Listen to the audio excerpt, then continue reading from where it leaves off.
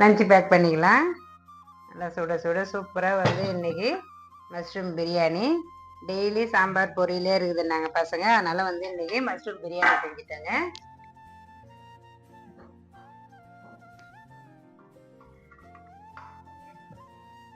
mushroom பிரியாணிக்கு நல்லா ஒரு சூப்பரான ஒரு காம்பினேஷன் முட்டை தொக்கு,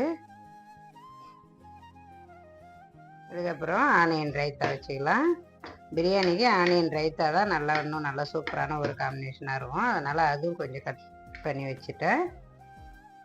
காலைல பிரேக்ஃபாஸ்ட்டுக்கு